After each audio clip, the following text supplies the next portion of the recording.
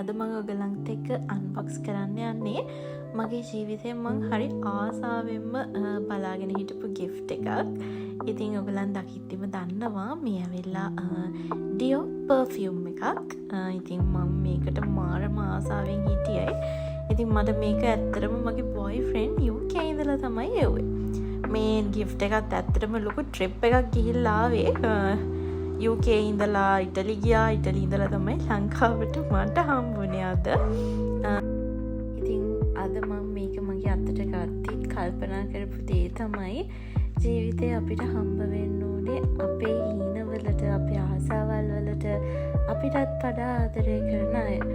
ඉතින් මං මාර වාසනාවන්තයි කියලාත් මම හිතනවා. මොකද මේ වගේ gift එකක් මම ඉල්ලපු දෙයක්වත් නෙවෙයි. මං එයාගෙන් ඉල්ලුවෙත් නැහැ. යාම තමයි තනියෙන් ගිහිල්ලා මේ perfumes වල සුවඳ මේක මොකක්ද කියලා බලලා, ඒ වගේම guys මේක තමයි එතන තිබුණ ගණන් වැඩිම perfume එක සහ ratings වලින් ගත්තත් වැඩිම perfume එක. ඔයගලන් දන්නවා ඇති Dior පොඩක් follow කරන කෙනෙක් නම් දන්නවා ඇති රියානා තමයි මේ LOR කියන Dior ලෝ එකේ ඒගොල්ලන්ගේ brand ambassador. ඉතින් එයා තමයි මේක ප්‍රොමෝට් කරන්නෙත්. ඉතින් එයා එතන තිබුණ හොඳම දේ තමයි මට අරගෙන දුන්නේ. ඉතින් මං හිතනවා මම ගොඩක් ලකි කියලා. perfume එකේ smell එක ගැන කිව්වොත් ඒක jasmine and roses mix එකක් වගේ අමුතු මාර strong සුවඳක් කියන්නේ. මං ඒ සුවඳට මාර මාසයි. ඒක මාරම සුවඳයි. ඉතින් මේ perfume එක දවස් 2ක් විතර වෙයා කරගෙන ඉන්න පුළුවන්. එච්චරට සුවඳයි.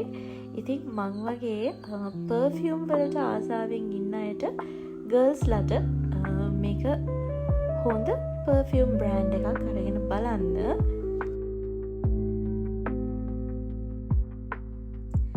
and ඔය lid එක, ඔය golden color lid එක ඇත්තටම gold plated එකක් තමයි තියෙන්නේ.